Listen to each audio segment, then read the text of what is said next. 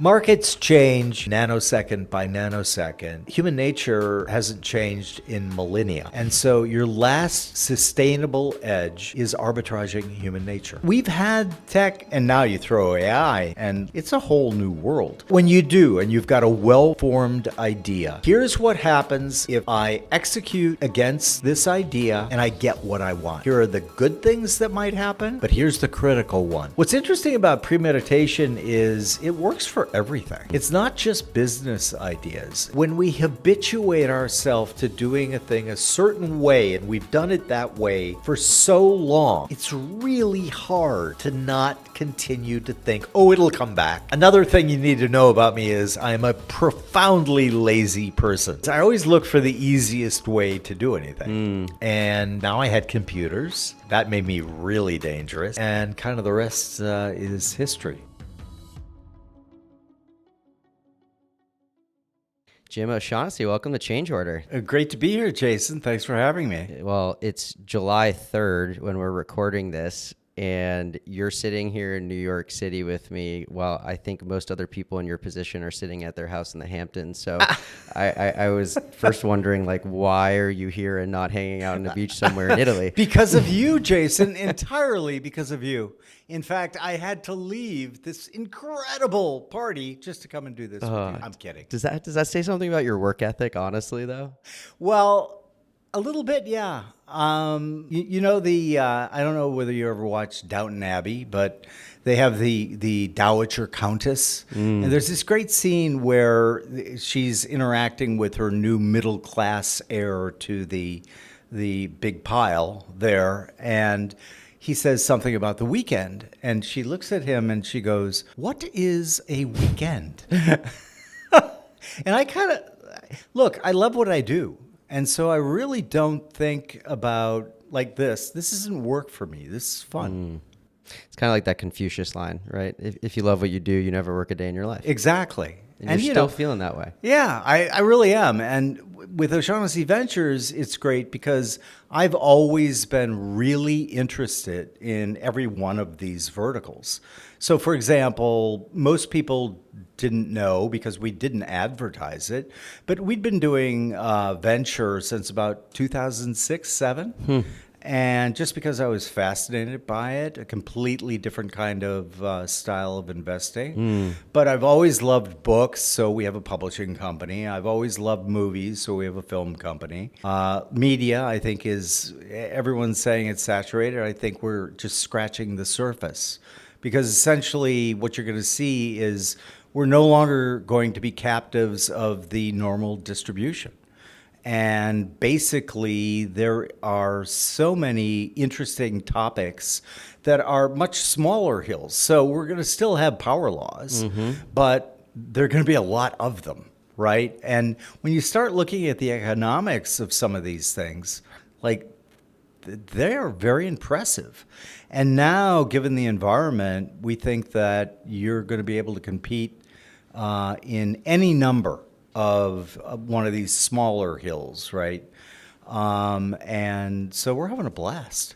I agree with you, by the way. It's funny because if you study the history, which I know you're a big history buff, but if you study the history of media and you look at a company like Gannett was what? A hyper local audience driven publisher. The challenge was when media started to get big and certain advertising models happened, and then the cost of creating that content went up so much, the whole model exploded. But with generative AI and all the new platforms to monetize, it's becoming significantly cheaper, which just represents another opportunity maybe to build the next gen Gannett. Totally agree. And that's the part that I think a lot of the people, we're doing a series, what we call the Great Reshuffle. And basically the thesis is all the playbooks that used to work, like you could rely on them. They really worked, and just execute this plan and you're going to do really, really well. All of them are collapsing. And the reactions that I've seen from, because I have friends who are in the traditional playbook world, and like they're losing their minds. They're like, this worked for 100 years and it doesn't work anymore. And I'll always point out to them, well, 100 years ago, we didn't have all of these tools. The period when we had 3 networks and 2 newspapers, right? Basically, you had the 3 networks and you had the New York Times and the Wall Street Journal. Mm-hmm. Those were the national newspapers. USA Today tried, but, much more aimed at a broader, less sophisticated audience. That was the anomaly. Because, if you know history, everybody had a newspaper back during revolutionary times. Yeah. And by the way, they were incredibly partisan. If you go back and read the source material, it's hysterical. I always get amused by people, this is the worst environment America has ever been in. I'm like, are you out of your mind? In the 1970s, more bombs went off in Manhattan than at any other time, maybe other than the Revolutionary War, in American history. And then, you did hear about that little kerfuffle, called the Civil War. Yeah. Remember that one? Yeah.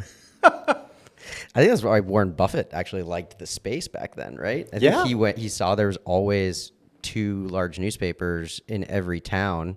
He went into Buffalo. I think that was a very legendary story where he bought the newspaper there, rolled it out, and introduced 2 more editions, and that became a whole other issue. But it's true, and it feels like history does repeat itself. It's just repeating itself in a very different manner these days. Yeah, I think it's Mark Twain who says it doesn't repeat exactly, but it rhymes. One of the things that you notice if you really are a history aficionado is that whenever a new tech comes on the scene, it's got a playbook that has continued to work. So first off, all of the people who are threatened by it set their hair on fire. It's the end of the world. This is going to corrupt the morals of our children. This is going to be awful. Tons of books, tons of interviews, all of that. And during that time, which they should be spending analyzing, okay, what's going to be the way that replaces this? They're putting all of their energies into defending what I essentially look at as a corpse.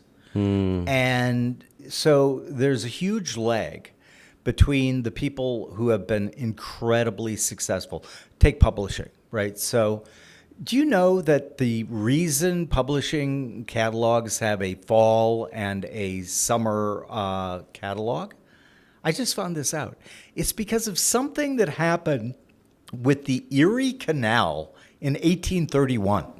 And they couldn't get, they literally couldn't get the book until those times. No way. And we've had tech, and now you throw AI in, and it's a whole new world. Yeah. You literally, if I wanted to, we could do it right now. We could set up a business. We could get all of the tools that we need and get going.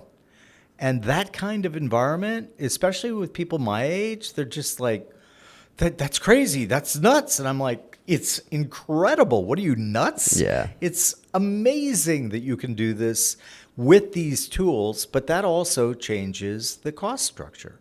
So, for example, with our publisher, the standard deal will be 70-30. 70% to the author, 30% to us. We'll have AI agents. If they hate AI, they can turn them all the way down.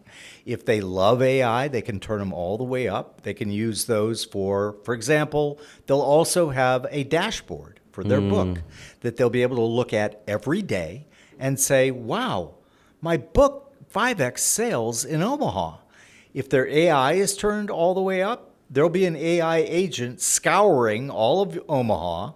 What are the podcasts that would be good for this author? Sending the letter, right? We'd love to be on your podcast, etc.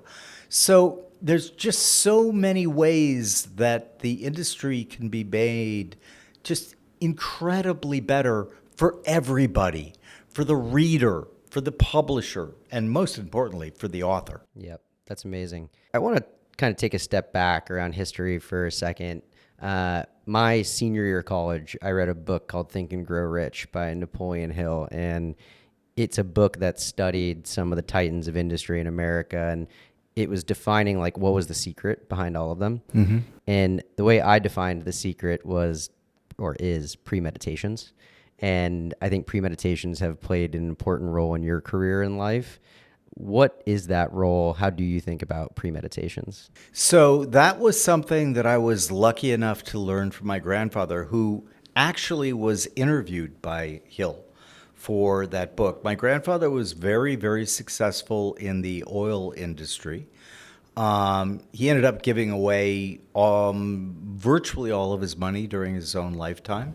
Very philanthropic. I'm enormously proud of that, by the way. But when my grandmother died, I'm the youngest of the grandkids, and we lived in St. Paul, Minnesota at the time, and he did too. And so he was lonely, and he came over to my parents for dinner twice a week. And literally, he was really funny. But I was like, Grandfather, how do you do this? How do you do this? How do you do this? And he would actually take the time to tell me, right? And like that alone is kind of a miracle. And then I'm like, well, how do you plan out like what you're going to do? And that's where he turned to me and said, I premeditate everything. And I'm like, what does that mean, Granddad? And then he took me through it. Essentially, he's like, first off, don't let it stay in your head. It's noisy in there.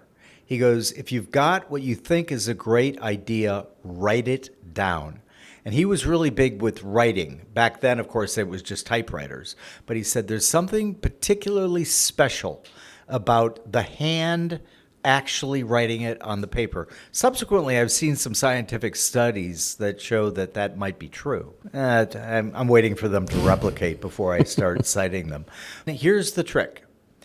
Go down several different columns. This is what I want. First off, when you write it, you'll know instantly whether if that's a good idea or not, right? It's like, I cannot tell you the number of times, like, I want to do this, and then I'll go and write it out, and I'm like, oh, I have no idea what I'm thinking about here. But when you do, and you've got a well-formed idea, what you do is you go down several lines. Here's what happens if I execute against this idea and I get what I want. Here are the good things that might happen, but here's the critical one. You also have to list the bad things that might happen if you get what you want. And then you also do it for if I don't get what I want, what good things could come from that and what bad things could come from that. And so it really takes on a life of its own. Because when you iterate and when you keep writing it and you keep going back to it, the clarity it brings your mind, not only for your own obsession with it, right? Like, this I really, really want. But also it opens you to learning via negativia. Because most people don't write about the bad things that might occur if they got what they want, right? That's a very unusual thing to do. And yet, for me, that saved me from a bunch of ideas that I really, really thought would be great ideas. But then when I look down what are the bad things that could happen, I'm like, maybe I'm a little ahead of myself here. Maybe I'm going to put this one on the shelf. But so it was invaluable to me because I guess I was a fairly precocious kid. And like these I still don't have. I'm a journal keeper, and I have my journals going back to when I was 18. Wow. But I also my mom had given me, and I didn't call them journals. They were like notebooks in which I would write things. And I'm so sorry that when I moved east in 1991, they got lost, but they were hysterical. How often do you do this exercise now? Anytime. Well, so for example, let's use O'Shaughnessy Ventures. There were other verticals that were considered, and it was the premeditation that put them on the back burner. I'll give you an example. One of the verticals was going to be what I'm calling gray swan, right? So everybody knows what a black swan is, and by definition, a black swan is something nobody can predict, right? So I started thinking, well, you can't predict them, but I bet there's a way you can confirm that a black swan has happened. And if you are even 24 or 48 hours ahead of everybody going, oh my God, what's going on? Like, remember when oil went negative? Yeah. Like, classic black swan. If you'd known about that happening even 24 hours ahead, that's quite a trade. And so that was actually going to be one of the main focuses of O'Shaughnessy Ventures. Because, an understandable glide path from being a quant in public markets to doing this as well. But then when I started going down the list, I realized it would consume all of my capital. Like literally, I talked to a bunch of friends in machine learning and AI, and I described it to them and what my plan was going to be. It was a very clever plan. We were going to make sure that people had allocations. The engineers who built this would get a piece of the pie, right? And when we got to a certain level of accuracy, we'd take house money, trade it, and then if it was successful, they'd get an allocation based on their contributions, right? And got all the AI guys that I talked to were super excited, and they're like, but dude, that's going to cost you like $500 million. Yes. I'm like, I don't have $500 million to do a single project. So it turns out that venture capital is a more efficient business than your other model, which might be a first. Exactly. What's interesting about premeditation is it works for everything. It's not just business ideas. It's like I did one before moving to the New York area, right? I grew up in the Midwest in the Twin Cities, and always loved New York City. When I was a kid, I was here at age 8. And we were taking a boat over to Ireland to live there for the summer. And we were staying, I think, at the Waldorf. And without asking my parents, I put on a little white windbreaker at 6 in the morning and went on a long explore of Manhattan in 1968. And back in 68, people think it's bad now, man. Yeah. 68, there was trash everywhere. There were rats. There was everything. And of course, I had no idea that I was putting myself in any kind of danger. I get back to the hotel 3 hours later. My mother, I see, is on a couch weeping. There's cops everywhere in the lobby. And I don't remember this, but I feel like I do because she told me the story so many times. She said, I saw you and your face lit up. And you ran over to me and said, Mommy, don't worry. I love it here. In fact, I'm going to live here someday.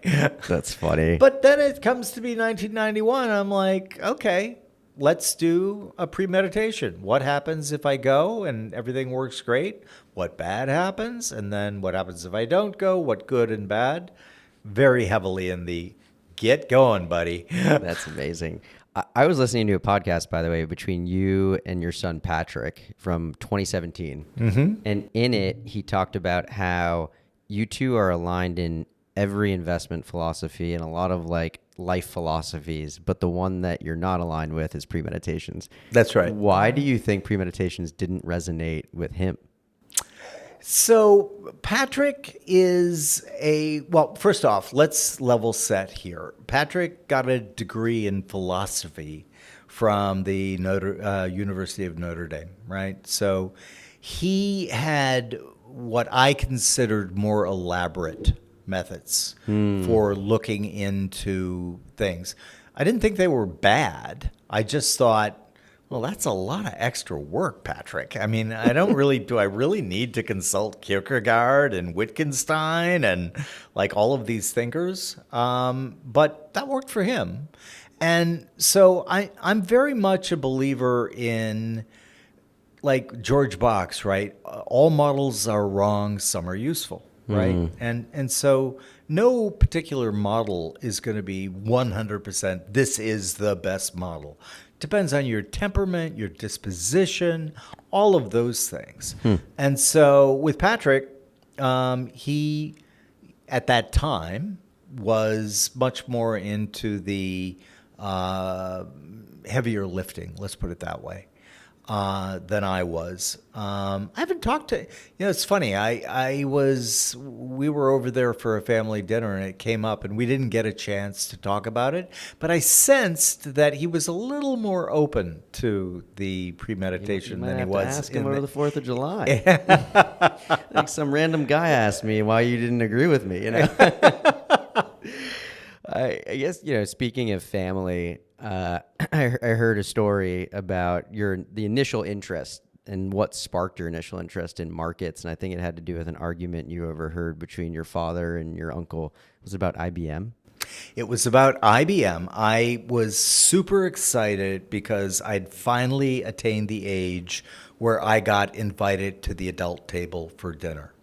Now, I mentioned that my grandfather, so to put it into context, at one point in the 1930s, his Globe Oil Company was the largest privately held oil company in the world.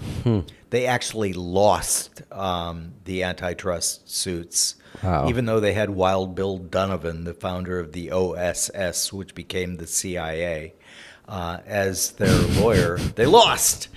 And but he ended up being super successful, but then gifting through philanthropy the money away. But the part that he didn't manage to give away went into a foundation. And my dad and his brothers and sisters were the trustees. So they would meet quarterly and discuss, grants, investments, things like that. Well, at an Irish family table, if there are 10 people sitting there, there are 12 opinions. and so they were really passionate, right? Like arguing, that isn't the way you decide whether IBM is a good investment. No, you've got to look at who the CEO is. You've got to look at his background. You've got to look at, what their plans are and all of this. And I sort of listened, and nothing ever came up about numbers. And so finally, about a half an hour in, I said, Uncle John, wouldn't it make more sense to just do a financial analysis? Look at what you had to pay for every dollar of earnings or sales or EBITDA? And he just looked at me and remember, this is 1977, right? Yeah. So nobody knew what factor investing was. Nobody knew what Quant was. Basically, it was, I'm smart and I pick good stocks, and we all know where that got us. And so the next weekend in St. Paul, there is a library called the James J. Hill, the railroad baron, gave a beautiful research library. And so I went down there and I thought, you know what I'm going to do? I'm gonna show my uncle that he's wrong, and I'm gonna show him that doing financial analysis, doing factor analysis, is going to be vastly superior because it removes the biases and all those types of things. And I was very ambitious, and I was originally, the old S&P Terror books. You probably don't. You're probably too young. I can't admit it. But they were like this thick, right? And they had all 500 companies then in the S&P 500. So I had a paper spreadsheet. Yes, I'm an old. And it was this big, right? And That's so amazing. I swan in and I'm like, could you show me where the S&P 500 book is? And they bring it over to me and I'd start going through it. And what I was going to do was list all 500 companies and then list all the relevant ratios. Another thing you need to know about me is I'm a profoundly lazy person. In other words, I always look for the easiest way to do anything. And so I thought, I think I'll do the Dow because that's only 30 stocks. Well, then I learned the Dow changes, or at that time, changes a lot. And so that got me fascinated. Anyway, I did it for the current Dow, did it for like a 10-year period. And sure enough, golly, when you paid the moon for a stock, you ended up getting crushed. And when you were very value conscious, you ended up doing better. Now, obviously, things have gotten a lot more sophisticated since then. But I was hooked. And now, I wasn't a total geek, so girls were far more important to me at that time. But then I got married pretty young and had Patrick when I was only 24 and went back to it. And now I had computers. That made me really dangerous. That helps. And kind of the rest is history. Wow. So how did that lead to O'Shaughnessy Capital Management? And I guess I had heard a story about a friend of yours had a problem and that might have led to it. Yeah, I was on the board of the St. Paul Chamber Orchestra. I love Baroque music. And a fellow board member was the general counsel for a company called Control Data. That was the era of the conglomerates, right? Where people were like buying madness and they would buy this company or that company, even if it did not fit in any way, shape, or form with their central mission. The old GE. And exactly. And so we were at a dinner and he's like, hey, somebody told me you're doing like really in-depth stock market research, but it's all like quantitative and it's all like trying to figure out companies from what really defines them as opposed to who might be the chair or CEO. And I went, yeah. And he goes, could you do that with money managers? And I went, absolutely, I could. And he goes, because we have, I think, 7 different managers. And he goes, I'll be frank, I have no idea whether they're doing what they say they're doing. And thus, O'Shaughnessy Capital was born first as a consultancy. Interesting. So Control Data hired me. I went in and created what were then called, I think are still called, although they're a bit out of favor now, normal portfolios. What's a normal portfolio? You take the stocks in the manager's portfolio and previous portfolios, and you do a factor analysis of them. So what does that mean? What's the PE ratio? What's the price to book? What's the EBITDA? All of these things. And what that allows you to do is create a digital twin, to use a modern term.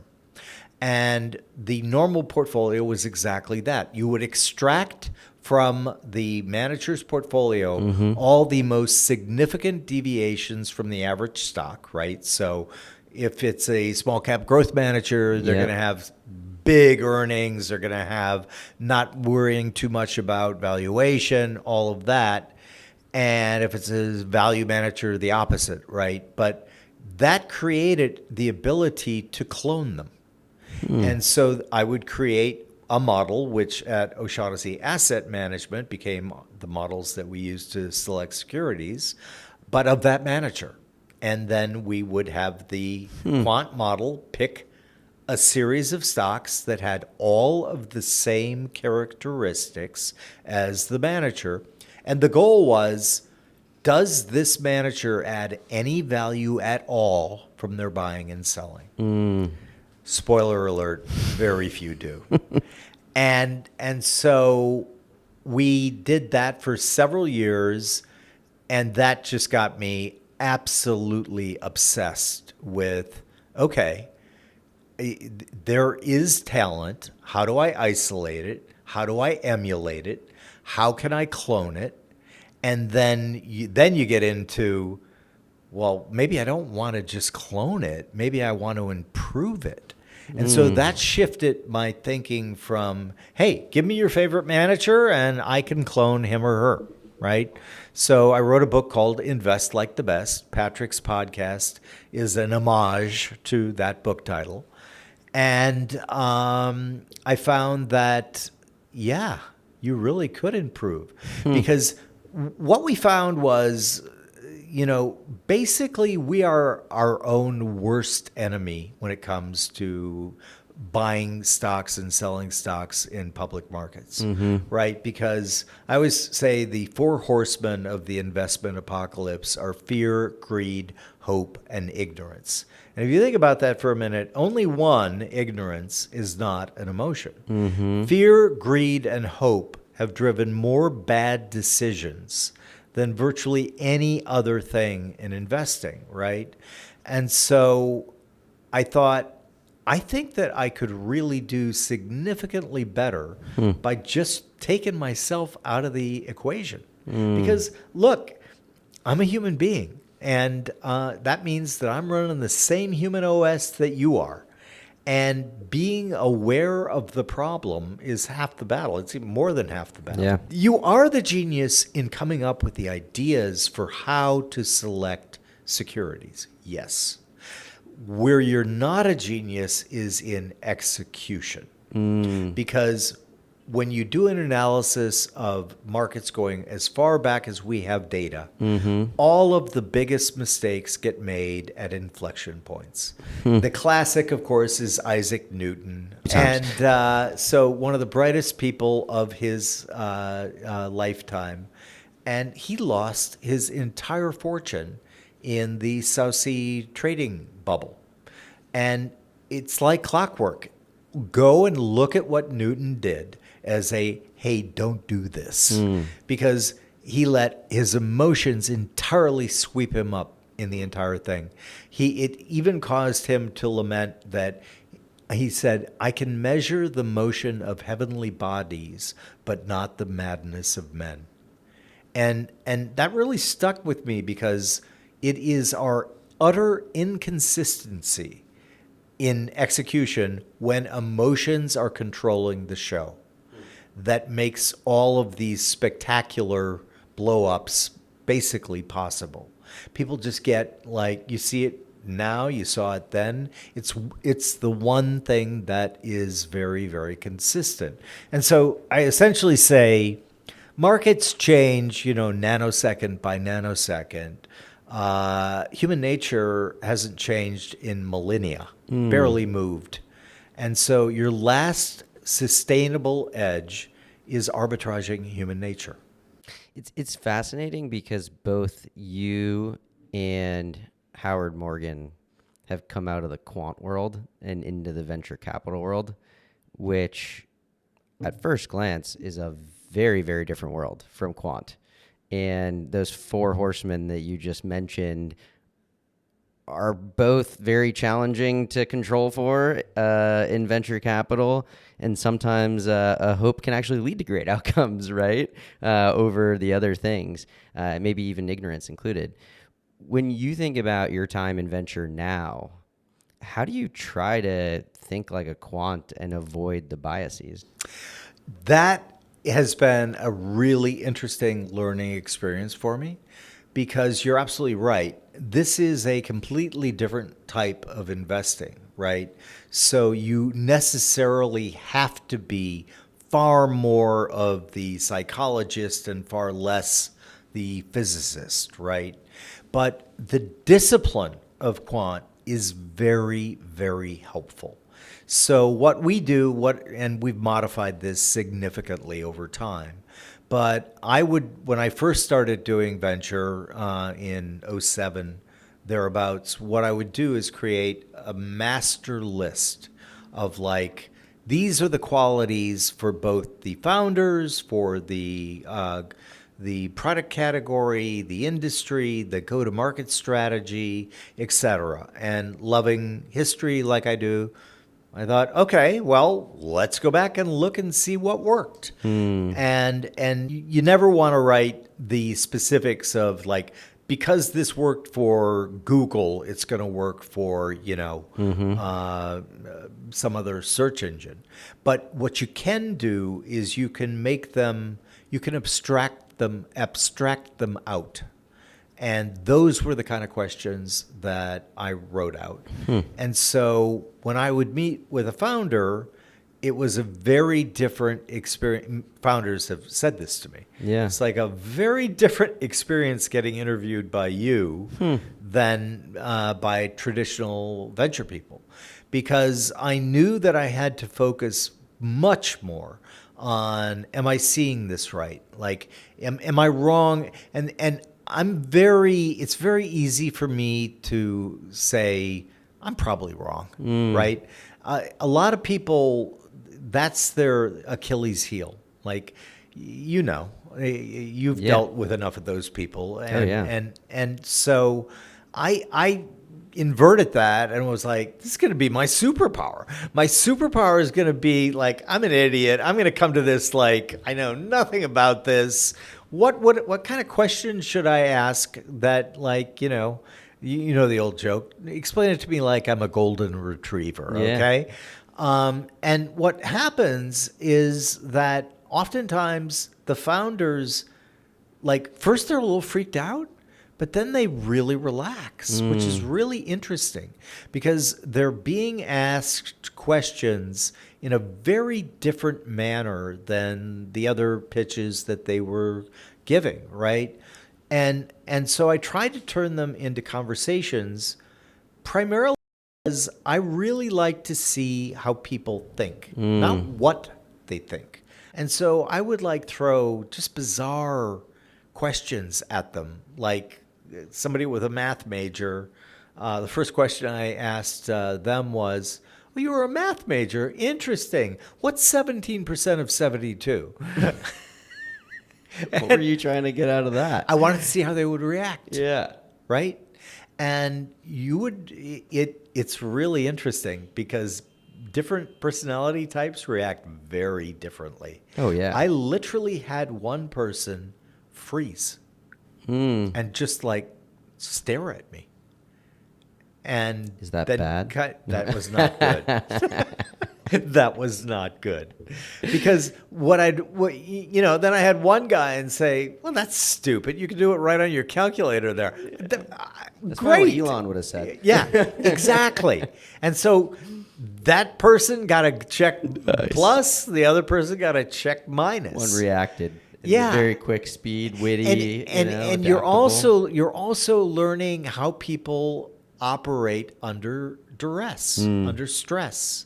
And it's a small stressor, right? Yeah. And so what we really value is an agile mind, right?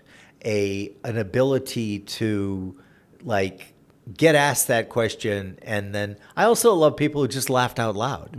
Like, and then they went into it. And then I would give progressively harder questions, which I knew they couldn't get the answer to.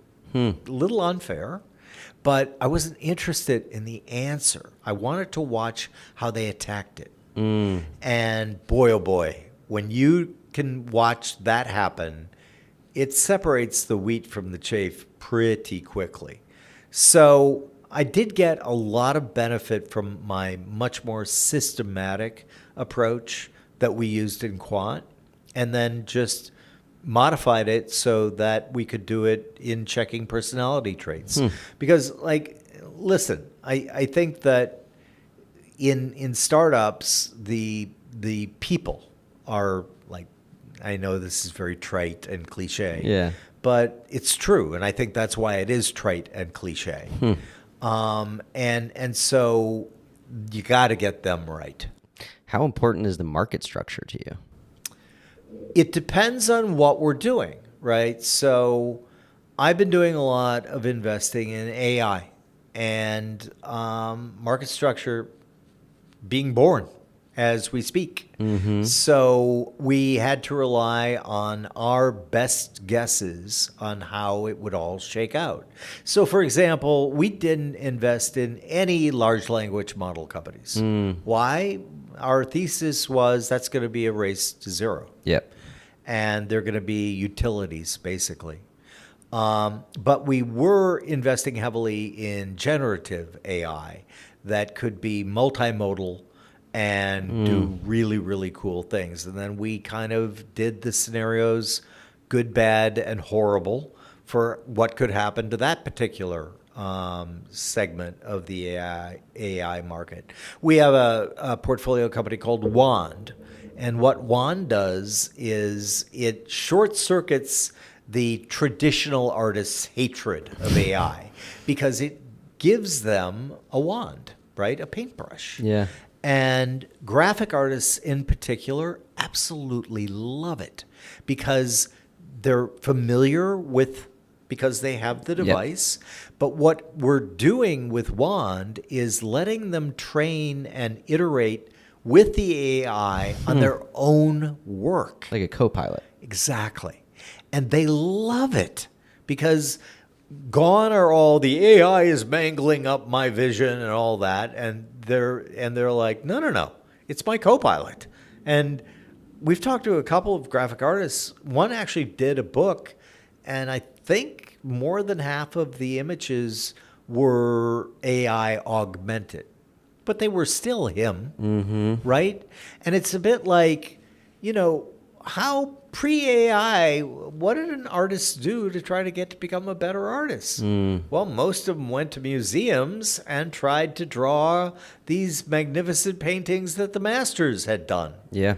That's what AI does. It just does it a little faster. Yeah. And so if you could get a segment like that, where we're back to psychology, right? Like, if we present this in the right way and with the right tools, it's going to be very popular. And so in that segment, we thought, well, market structure is being invented as we speak. Now, in other sectors, like we have an investment in a company called Furno, and it's in the old school industrial sector. But what was the twist? It's being sold to much smaller companies that allows them to maximize the yield of the things they're doing. There we want to see a much more traditional approach to the thing, because it's a better mousetrap that, if you highlight its benefits, kind of sells itself. Yeah. But there were much more. There we did a lot more homework. Okay, how many queries are there? How many of them are privately owned? What is the percentage of the really small ones, which are kind of the mom and pop versions, versus the big, huge companies? So it really is segment contingent on the way that we go through due diligence.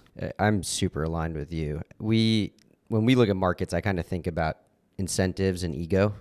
You're talking about art. It's like, well, is the ego of the user going to get in the way of actually doing this thing and you're using this thing? Whereas incentives drive everything around all of us. Yep. And so when we look at the incentive structures of certain markets, if we can drive revenue immediately to you and your company, your top line, especially as a small business, and if you're in industrials and you can save them 5-10%, that's not necessarily adding revenue, but guess who gets to take home that 5 to 10%? At the end of the day? It's the small business owner, and 5 to 10% of a $3 million top line business is maybe 1 year of college for them and their kid. And so we try to find the markets where that is very, very clear. But what's interesting about AI, which is I think today is the best day in history for counter positioning. I don't know if you're familiar with like that term, but it's like, can we go into markets where a company charges hourly for their service? And the reason they don't want to use the AI is all of a sudden hourly, 100 hours drops down to 5. Well, your revenue just reduced by 95%. So can we build a tech-enabled service with an AI tool and then build workflow into the end customer to try to build the moat that way? Because if you can, yes, it's deflationary and it might shrink the market size, but it also might increase the amount of customers in the market. So it feels like that model to us is going to explode in the next 1 to 2 years. We are completely aligned. We think that, again, it's like I said earlier about all the old playbooks are collapsing and not working anymore. And it's really weird to me because, like, what did Keynes say? When conditions change, I change my opinion. That's kind of the way I live my life, right? It's like, well, that used to be great, but that is not going to be great going forward. And what kills me is there's just so many examples. All you got to do is just look at the history of various industries. And like, there used to be a huge industry in New England of ice cutters, right? Yeah. Because we didn't have refrigeration. everybody had an ice box. And literally, they'd go cut the river and the ice, and they'd haul the ice to everyone's house, and they'd put it in the ice box. And like that mentality, it's so funny. It gets habituated. And then, it's like Kubler-Ross's stages of grief, right? And, first they're mad, then they can't believe it, then they're trying to negotiate. And this happens in industry all the time.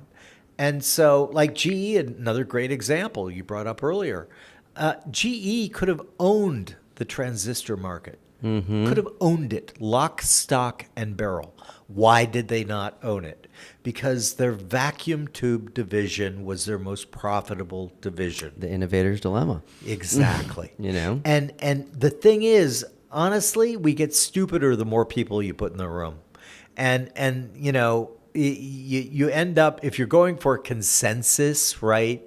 Like if you've got 25 people who all think that they're God's gift to investing, that consensus is going to get really muddy really fast. It's so hard, though. I mean, you look at a company like GE, and when it's public, and all of a sudden, whoever Jack Welch's comp is based off of profitability, maybe, and all of a sudden profitability looks like this, and it's going down, and it's like, okay, now my comp's going down, and so I let the thing get disrupted. Whereas in the private markets, I actually think the interesting piece is you can have asymmetric information, you can be in the weeds, you can make decisions in a very different manner than a lot of these public companies. Absolutely. And in fact, I think that's one of the things that really intrigues me the most about, we do mostly seed stage investing.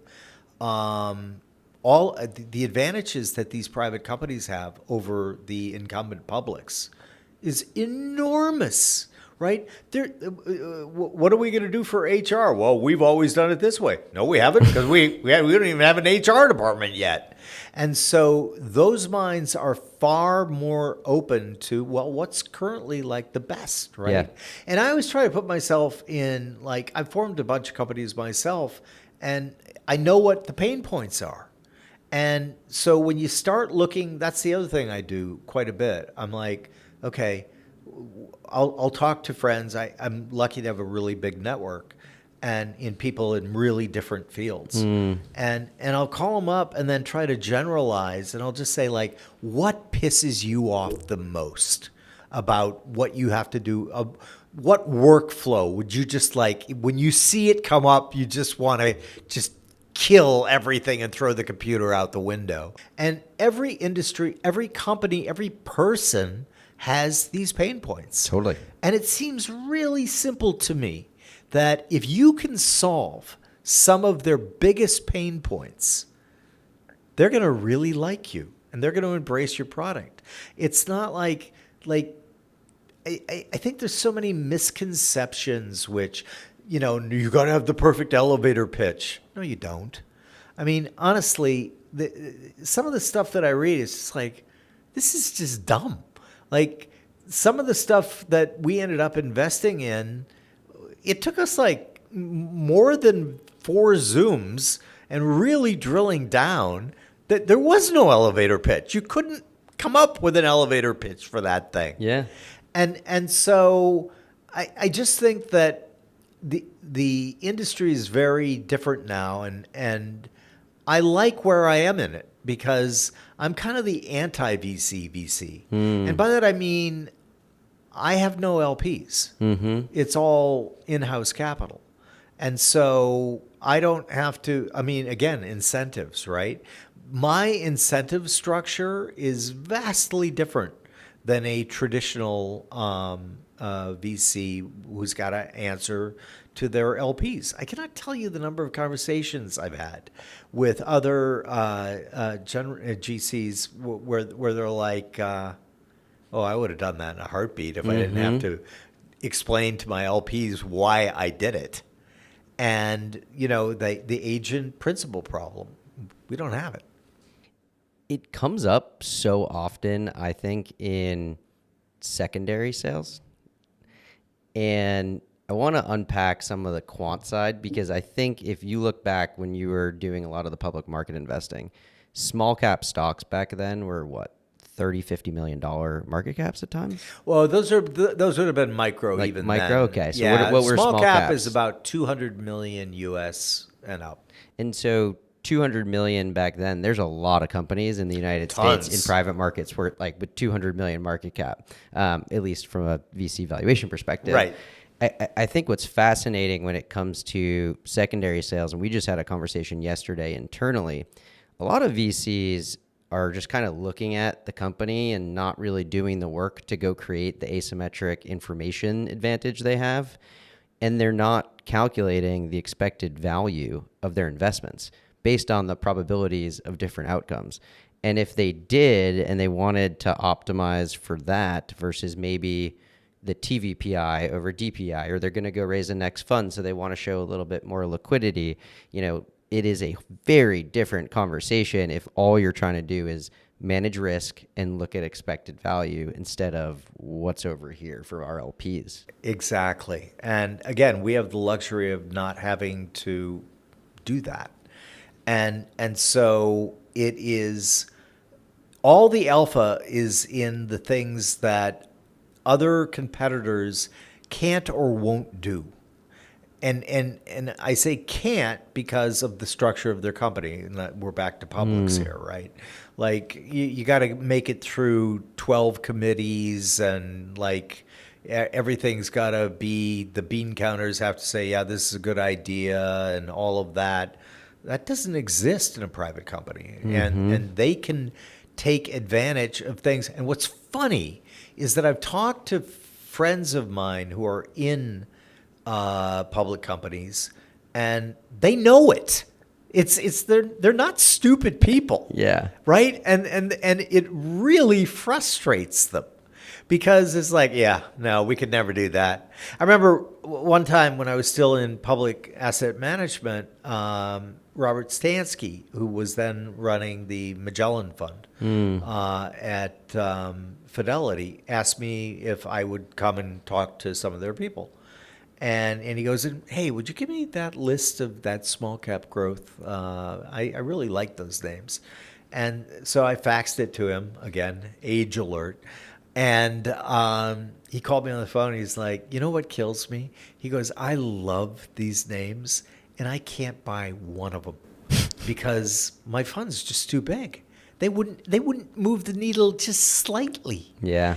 And so that was a huge asymmetric advantage in public markets that I was able to have. OSAM has a microcap strategy. It's amazing. It's fabulous. But we chose to offer it because we were a privately owned company. The publicly owned companies in asset management, you won't see too many microcap funds from them because they don't scale, right? And in my world, it was like, well, I can take probably 250 million in this. That's a found bunch of money. Plus, I love the category. And so we were able to do it simply because we were privately owned and a boutique. It's amazing. To shift gears for a second, I was reading a lot about how you like to audit your own views. Yeah. How do you do that? Well, so now with AI, it's a lot easier. So one of the things that I do is first I create a fairly comprehensive statement about, view A, B, or C, right? And then I'll put it into, I have access to all of the large language models, and they all interact a little differently. Yeah. And I will upload it, and then I will say, tear this apart. Show me every part of this argument that is wrong. And it's brutal because they're really good at it. Oh my gosh. And then what happens is when you get the output and you read it and you synthesize it and put it all together, you start looking like, is there any way for me to modify one of the points that are part of my dissertation about this view? From what I learned by putting it through the large language model. Oftentimes there are. And so now, the perfect result is I've got a thesis. I put it at the mercy of all the large language models. I say, find every inconsistency, find every erroneous planted axiom here, and they're really good at that. And then I take that output and I say, okay, I can fix this. I can fix this. This one, I'm going to just have to leave. It's a problem. But you know, if you're not willing to risk anything, you're not going to do anything. And then I'll redo it, put it back through the large language model, and the critique gets a lot different. Like, this is actually a fairly good thesis to have, but have you considered? And then it gives you additional ideas, which is like really cool. And so what you do there is you just look at them and you say, yeah, this one really resonates with me. God, I didn't think of that one. That's great. Most of them, you're like, nah, that's not great, and you discard it. But with it's like having like a room full of super smart and yet somewhat inconsistent PhDs in any topic that you're auditing, and so it gives you the ability to like steelman your thesis, and you don't get mad because it's a machine, right? Yeah. Like in the old days, you might have done it with your smartest friend, and then you get really pissed, right? Yeah. Jason, I'm never speaking to you again because you called me out on this particular thing. Again, this is from my quant side. And then the other thing I do is I also, if there's something that I feel like sounds dodgy or like that sounds like grifter speak and whatnot, I steelman their arguments too. Arguments I don't agree with. On Twitter? I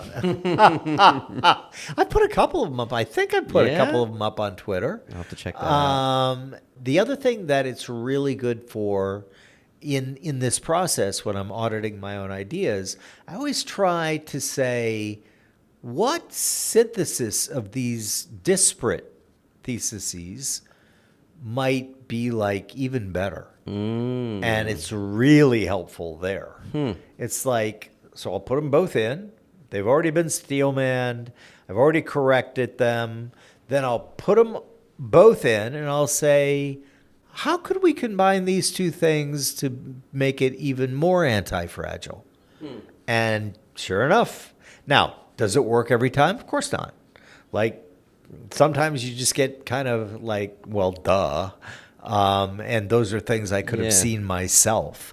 But the thing that is incredible to me about AI is like we humans, no matter how smart we are, even if you took like the 100 most smart humans, we simply can't pick the 5 similarities out of a vector containing 100 million data points. Just can't do it. And it's a breeze for AI. And so I am of the belief that what AI really is just an incredibly powerful tool for we humans.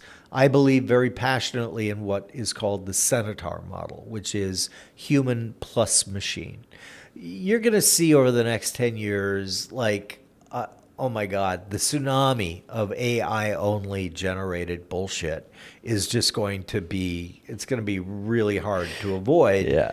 But it'll be mostly bad. The stuff that's going to really resonate with humans is the stuff where it was man, woman, plus machine. Because then you're using the tool right? It's like the old adage, if you've got a hammer, everything you see is a nail. AI doesn't think like that. It's like, well, hey, dude, get rid of the hammer. You need a different tool in this particular one. And by the way, I would suggest these 7 tools. I love that. I give a lot of advice to younger VCs, and I always tell them, I have a saying, which is that some of the best venture capitalists in the world you've never heard of. And the reason why you've never heard of them is because they weren't actually able to get deals done at their firms. And oftentimes it's because there's a difference between one's ability to analyze something and one's ability to argue something. And I think now that I'm hearing you say this, and I hadn't really even thought about it that way, I think every young investor that's going to present something in a partnership meeting should upload their investment memo. They should have that conversation with, ChatGPT 4.0, hear the counter arguments to really prepare themselves. Because today, what we do, at least here, I'll work with one of my junior investors, have them pitch it to me, and I'll probe at all the things that I can think of. But the reality is, you walk in that room, there's 20 other people. You're going to get questions I didn't think about, and that should probably get you more well prepared than I ever could have done for you. Totally. And it's part of our workflow. Now, we are building out our own internal AI, and we're doing that because we want non-lobotomized AI. The idea of what they call debiasing AI, what that really means is coming up with answers that we really don't like. I love that.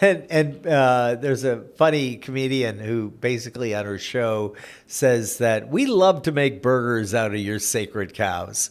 And AI loves to make burgers out of your favorite sacred cows.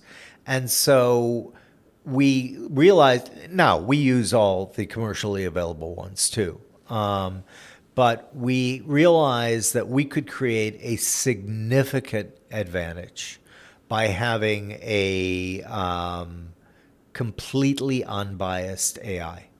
Kind of adjust these are the facts, this is the situation, what are the most likely answers? And it's unburdened by the Overton window. It's unburdened by the zeitgeist. It's unburdened by the it thing or story of the day. And, we humans are far more interesting, but we are susceptible to all of those things. All of us. Me too. Society, and by the way, this is no conspiracy. If you study the formation of societies since the beginning of having records of them, they all develop kind of the same way. And they develop the same way because they're trying to maximize the efficiency, the power, the duration, all of those things for that particular society. Now, does that mean that a lot of the societal norms and rules that they have in place are right? No. In fact, many of them are really, really wrong. Yeah. Right? But nobody wants to rock the boat. And, like King so-and-so, you get your head cut off if you're a heretic. Yep. And so I've always kind of been a natural heretic and rabble-rouser and troublemaker. And so it's kind of ideally suited to me because I'm gleeful when I find something like that I really thought was right and I find out that I'm wrong. Because it's so cool to me because the willingness to be able to pivot and back to agility, that's what you want to see in somebody who's running the company you just put several $1 million into. It's like the saying, strong opinions loosely held. Yeah. I admire those people so much. Yeah. And I was always that way at OSAM, and we do it at O'Shaughnessy Ventures as well. At OSAM, we had what we called a research graveyard. It was all the things we researched that didn't work. And it's so funny because that's another part of being human. How many doctoral students do you know that want to propose a hypothesis that they're pretty sure is going to lead to a null set? Nobody, because nobody's going to want to publish it. It's not going to be anything. And yet you are giving up so much valuable knowledge by being unwilling to learn what doesn't work, right? Learning via negativia is incredibly underutilized. And so by keeping the research graveyard, first off, you know, yep, no, that one doesn't work. But then if you're curious at all, you're like, I wonder why it doesn't work. And so you start going down that road as well. And so we do the same thing with things we pass on. And like if they go on to do really well, what did we miss? And if they go on to do really poorly, what did we get right? Right? And it's usually one or two things. It's normally your entire list is not all of the reasons it went bad. Yeah. But the same kind of two things keep coming up on why it went bad. Similarly, the same sort of, it's a bit more than two or three on the thing that we passed on that went on to do really, really well. It becomes, oh, well, we missed that entirely, right? And, you know, we're humans. So what we want to do, though, is just build our knowledge base.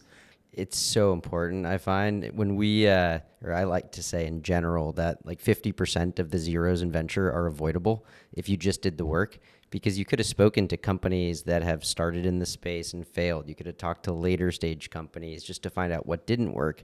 And going back to we almost call it the misanalysis. We started this a couple of years ago, where if we end up passing on a company and they go on to raise a successful round, an A, B, whatever it is, we actually invite in the partner from the other firm that led that later Smart. stage round. We say, hey, we want you to walk us through your thesis. What did you like? Why did you invest in the company? And, you know, the culture here, I think, is an amazing psychologically safe culture where it's okay to make mistakes. When we're going to swing, we just want to make sure that we hit. And so bringing them in and having that conversation, we're learning more, we're adding more data inputs into like our misses, and then hopefully making better decisions on the back end. That's really smart to do. And again, there's a lot of reasons why people, ostensibly smart people, don't do that, right? Ego gets involved. Incentives get involved. Yeah.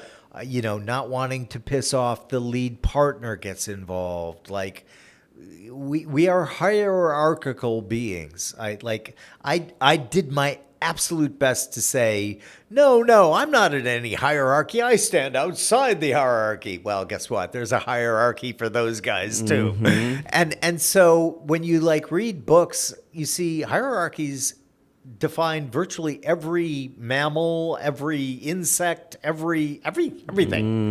And so rather than to be, oh, but I'm uniquely me, you just come to the point where you're willing to say, okay, I run human OS just like everybody else runs human OS. Let me guard against all of the knowns that I can guard against, right? Let me try to improve where I learn things that I don't know. And then let me just put into the category that Penrose would call non-computable, the things that I'm just never going to be able to know. And most likely it's like, for example, in the medieval times, people used to argue over how many angels could dance on the head of a pin. And literally, they spent lifetimes having these debates. It's like, what? That's non-computable because A, we're not certain that we have angels. B, if we do have angels, we don't even know that they like to dance. Yeah. And why would they choose the head of a pin to dance on, right?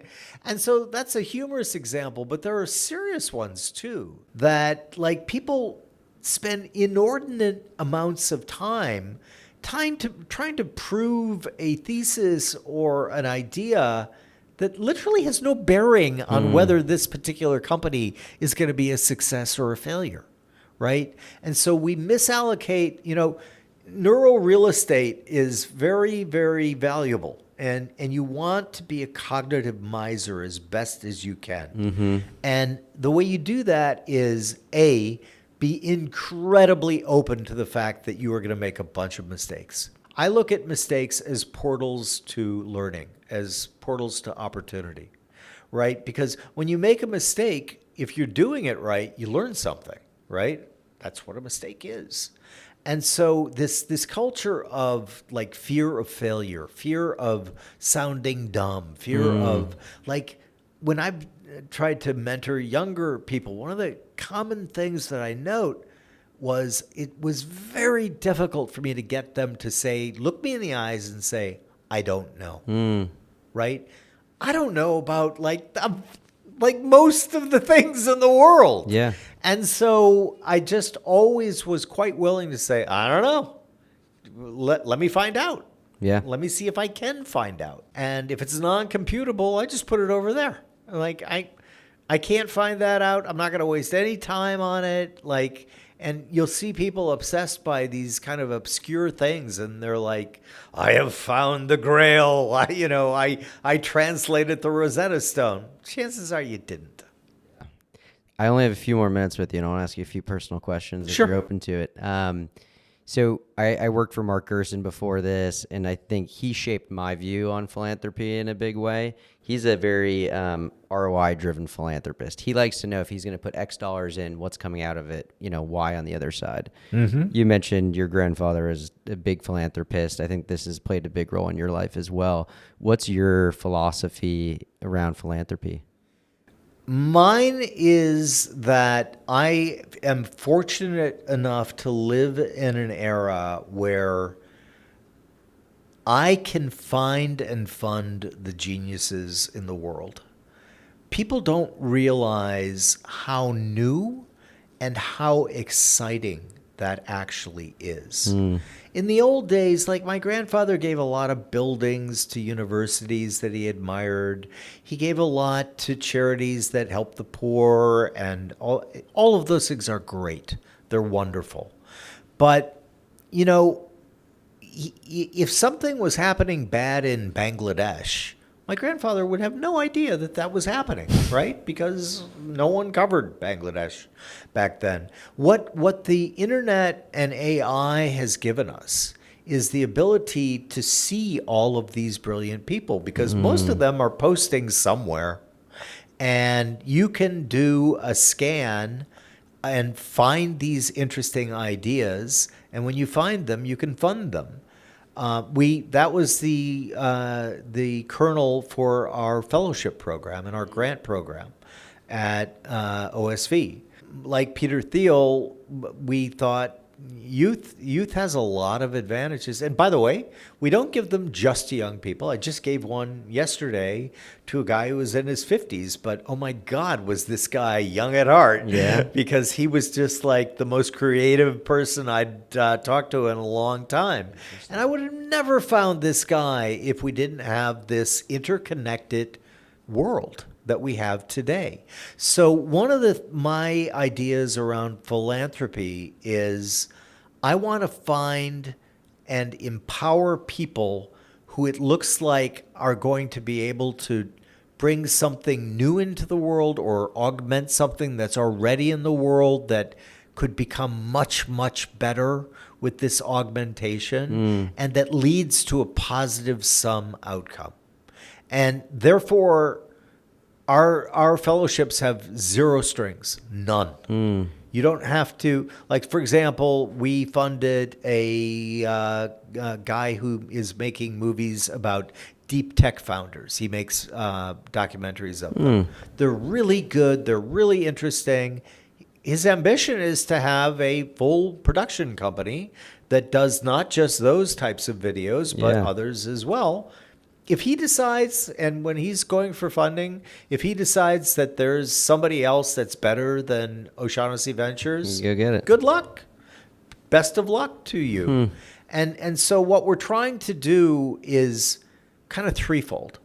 We're trying to demonstrate to the world that the world is filled with incredibly creative, brilliant people. Secondly, those people, if given the right kind of financing, if given the right opportunity, can blossom in a way that, had they gone up the traditional route of a particular career, never would have been able to do that. And then get that network connected to each other. That we're already seeing, and we're only in our second year here. That is amazing I love because that. you've got all these incredibly creative, brilliant people, and they're talking to each other. And the cross pollination that happens is like incredible. Opportunity and access is a powerful thing. Why do you think parents should have their kids Google things more? That's from Patrick saying like when so I have kind of I have a very good memory for anything I read. I have a horrible memory for things people say to me or well, whatever. But if I read it, I retain it. And Patrick would always come to me, and my daughters did too. And Dad, what's the answer to this? And I would never tell them.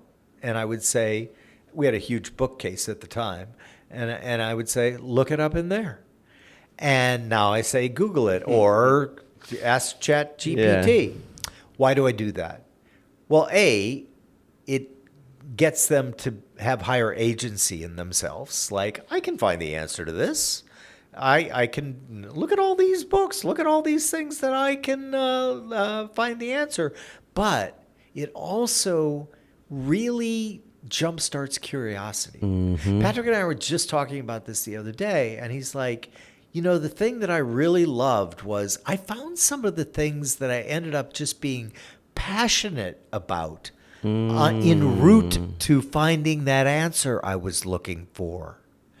And so that's why I was just always look it up, find out for yourself. Like if you want to ask me what I think, that's fine, but form your own opinion. And so actually getting in the habit of self-starting, doing it yourself, that makes you feel good. Mm-hmm. When you're learning something, it feels good to say, I want to know about X, and then go do it yourself, learn about X. That makes you feel good. And then, wow, I'm really curious about this thing over here. I'd never even thought about that. And then that chain it's a virtuous flywheel. It's real ownership at the end of the day. And it's easier really to internalize. Yeah, exactly. I agree. I never wanted my children to be interested in what I did. Yeah. I wanted them to find their own passions and their own muses. And that's what they all have done. Mm-hmm. And I just think that's great. They think for themselves. They're all super high agency people. And like, if you really want to have a fun life, that's the way to do it. Totally agree. Last question I ask everybody. If you were mayor of New York, what's one thing you would change? Wow. Wow. What would be one thing that I would change about New York? I think that my biggest change would be that I would find the funding, even if I had to have my beggar's bowl with all of the rich folk here, to make certain that all of our green spaces were meticulously maintained. I think of the High Line. I love the High Line. And when it was going up, people were like, "Why are they doing that? That's what a way, they should just put buildings there or whatever." And like Central Park, all of our nature parts of New York. I mean, this is a concrete jungle. Yeah. We need those spaces. Totally agree. And they should be pristine, and they should be beautiful, and they should be places where every citizen should be able to go. I love that. That's what I would do. There we go. I might have to have Barry Dillard on the show after this one. Thank you, Jim. Appreciate you coming on. Thanks for having me on. Happy 4th. Happy 4th.